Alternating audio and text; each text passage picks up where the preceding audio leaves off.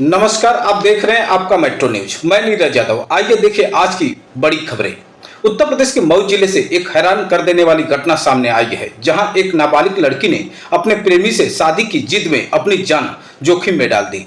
बताया जा रहा है कि लड़की सीधे मोबाइल टावर पर चढ़ गई, जिसे देखकर पूरे इलाके में अफरा तफरी मच गई। मौके पर बड़ी संख्या में ग्रामीणों की भीड़ जमा हो गई और तुरंत पुलिस को सूचना दी गई। सूचना मिलते ही पुलिस टीम मौके पर पहुंची और घंटों तक समझाने के बाद आखिरकार लड़की को सुरक्षित नीचे उतार लिया गया। फिलहाल पुलिस मामले की जांच कर रही है और दोनों पक्षों की काउंसलिंग की जा रही है। देखें ये रिपोर्ट। मऊ से संजय सिंह की खास रिपोर्ट। जो मिशन शक्ति की टीम है वो इस बच्ची की काउंसलिंग कर रही है। हम लोग उसको समझा बुझा रहे हैं और हम लोग उसको ये समझाने की कोशिश कर रहे हैं शिक्षा और स्वास्थ्य पहली प्राथमिकता रहनी चाहिए, बाकी शादी और विवाह तृतीय प्राथमिकता होनी चाहिए। और काउंसलिंग की जा रही है। बच्ची को हम लोगों ने समझा बुझा लिया और हमें उम्मीद है कि वो जो अपनी शिक्षा को ठीक से नहीं पा रही थी वो ठीक से पढ़ाई करेगी। लड़के की भी हम लोगों ने काउंसलिंग की है, उसको भी समझा बुझा। यूपी के मेरठ से बीते दिन एक सनसनीखेज खबर सामने आई थी, जिसने सबको चौंका कर रख दिया था। एक 26-27 साल की महिला कौसर, जिसकी 3 बेटियां थी, उसकी अपने घर में लाश बरामद होती है। गला रेता गया था और घर का सामान बिखरा पड़ा था। हत्या किसने की कोई नहीं जानता था, लेकिन आज पुलिस ने इस घटना से पर्दाफाश कर दिया और जो इस हत्याकांड का आरोपी है, पहली नजर में किसी को उस पर शक भी नहीं हुआ था। वो सामने कौसर की लाश देखकर फफक फफक कर रो रहा था। ऐसा लग रहा था कि मानो उसकी पूरी जिंदगी उजड़ गई हो, लेकिन सच्चाई यह थी कि जिंदगी उसने खुद ही उजाड़ी थी। कौसर की हत्या करने वाला और कोई नहीं बल्कि उसका अपना पति साकिब था। देखें ये report. Bureau report, Uttar Pradesh. जब मौके पे स्थिति में ये जाना गया कि घर में कोई फोर्सफुल एंट्री नहीं है और जब वहाँ के जो खून की छींटे है वो बाथरूम तक जा रहे, तो ये बात स्पष्ट हो गई थी कि कोई करीबी है जिसने यहीं पे इस घटना को अंजाम किया, मतलब अंजाम दिया है। तो पुलिस लगातार उसी दिशा में कार्य कर रही थी। जब पूछताछ के लिए उसके पति से जब सत्य से पूछताछ किया गया तो शुरुआत के उसने अपने 2 बयान अलग अलग दिए। तो जिसने जो 2 बयान में जो जगह उसने बताई, वहां पे हमने सीसीटीवी कैमरे चेक करवाए, वहां पे उसकी मौजूदगी नहीं पाएगी। तो ये बात स्पष्ट हो गई थी कि ये अपने बयान में झूठा बयान दे रहे थे। तो फिर वापस पुलिस ने जो भी सख्ती से उससे पूछताछ की, उसने फिर अपने द्वारा ही इस घटना को अंजाम देना जाना बताया। उसने ये बताया कि सुबह के समय में जब उसकी बच्ची सुबह उठी थी तो इसने अपने बच्चे को सुलाया। उसके पश्चात ये अपनी पत्नी जो गहरी नींद में थी उसी का फायदा उठा के इसने जो कटर है उसके माध्यम से उसका गला रेता। पुलिस ने अभियुक्त के बयान पे निशानदेही पे जब उसको मौके पे लेके गए, वहां से उन्होंने वो कटर बरामद किया जिस कटर का इस्तेमाल इस घटना में मतलब हुआ था। और हत्या के पीछे कारण क्या था, क्यों हत्या की गई? देखिए, इसमें ये बात जो मतलब मृतिका है इनके परिवारजनों से जो प्रकाश में आई है कि इनके द्वारा ये घटना इसी को अंजाम कर दी गई क्योंकि इनके अनैतिक संबंध थे। जो इनके पति है साकिब और जो मृतिका है, ये बार बार उनको इस बात को लेकर टोक रही थी और इसी बात को लेकर उन दोनों के बीच में बहुत झगड़े थे।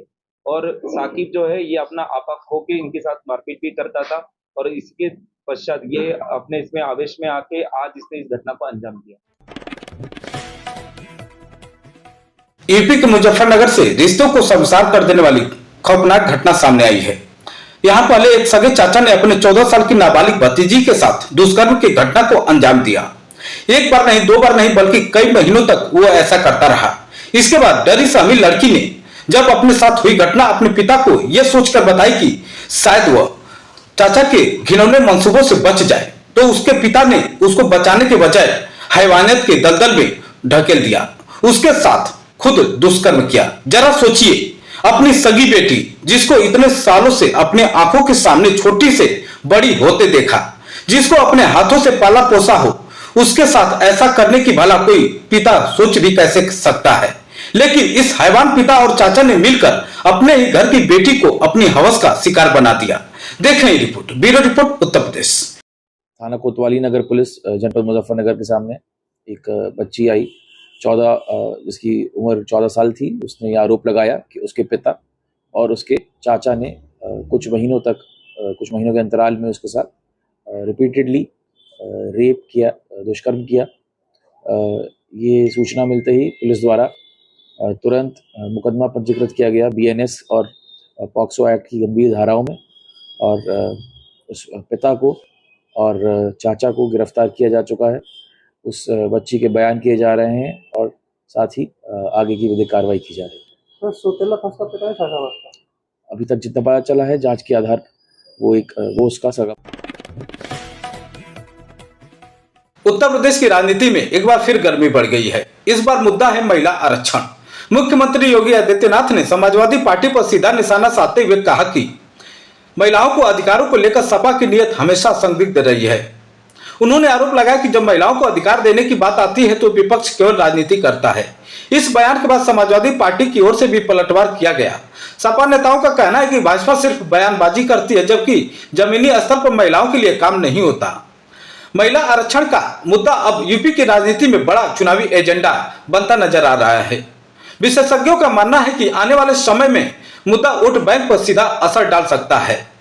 एक तरफ भाजपा महिला सशक्तिकरण को बड़ी उपलब्धि बता रही है तो दूसरी तरफ सपा इसे राजनीतिक रणनीति करार दे रही है। अब देखना होगा कि महिला आरक्षण का यह मुद्दा यूपी की राजनीति में क्या नया मोड़ लाता है।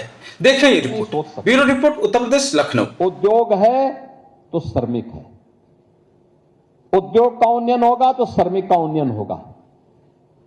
श्रमिक खुशहाल है तो उद्योग तेजी के साथ आगे बढ़ेगा। दोनों को अलग अलग करके नहीं देखा जा सकता। और याद रखना, जहां औद्योगिक अशांति हुई है वहां खंडहर के सिवाय कुछ भी नहीं बचता है। औद्योगिक अशांति किसी भी स्थिति में नहीं होने देना है। जो लोग समृद्धि के विरोधी हैं, विकास के विरोधी हैं, वे नहीं चाहते कि उद्योग चले। वे बहकाने का काम करेंगे, लेकिन बहकना नहीं है। याद करना, उद्योग और श्रमिकों को मिलकर के हमें काम करना है। हां, हमने और यहां पे श्रम और सेवायोजन विभाग से कहा है कि नए वेज बोर्ड गठित करिए, उसकी रिपोर्ट मंगाइए और यह सुनिश्चित करिए कि जो भी श्रमिक, जो भी लेबर कार्य कर रहा है औद्योगिक क्षेत्रों में,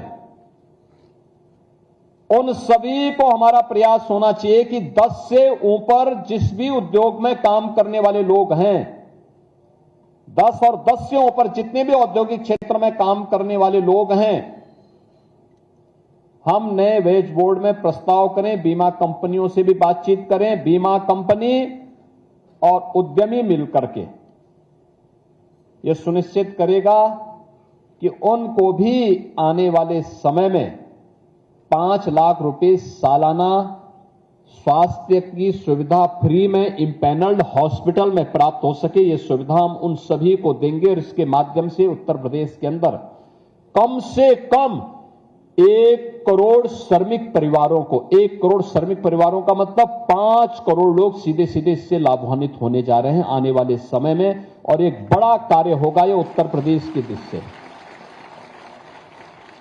दूसरा, किसी उद्यम में काम करने वाला कोई व्यक्ति अगर किसी दुर्घटना का शिकार होता था, उद्योग में हुआ तो ठीक है, उद्यमी को सहयोग कर लेता था, लेकिन अगर सड़क पे हो गया कौन पूछने वाला है? बस में चढ़ रहा है तब दुर्घटना का शिकार हो गया, घर में किसी कारण से हो गया, बीमारी कभी भी आ सकती है, कोई सुरक्षा की गारंटी नहीं होती थी। हम नए वेज बोर्ड में व्यवस्था बनाने जा रहे हैं और व्यवस्था ये बनाने जा रहे हैं, बीमा कंपनी, श्रम और सेवायोजन विभाग और उद्यमी मिलकर के व्यवस्था करेगा कि हर श्रमिक को जो औद्योगिक क्षेत्रों में भी काम कर रहा है, जैसे हम लोगों ने बीओसी बोर्ड से जुड़े हुए श्रमिकों को दिया है, खेतिहर मजदूर को दिया है, ऐसे ही उद्योगों में भी काम करने वाले श्रमिकों के लिए 5 लाख रुपए की सुरक्षा बीमा का कवर हम उनको उपलब्ध करवाने की व्यवस्था करने जा रहे हैं। यह सामाजिक सुरक्षा होगी। हम ईश्वर से प्रार्थना करेंगे किसी के ऊपर कोई घटना दुर्घटना न हो, लेकिन अगर हो जाती है तो उस परिवार को कुछ पैसा बीमा कंपनियां उपलब्ध करा सके, इसके लिए हम लोग उन सभी को इसके साथ जोड़ने का काम करेंगे और यह कार्य एक बेहतरीन भविष्य के लिए और उत्तर प्रदेश के औद्योगिकीकरण की दिशा में किए जाने वाले प्रयास का यह एक महत्वपूर्ण हिस्सा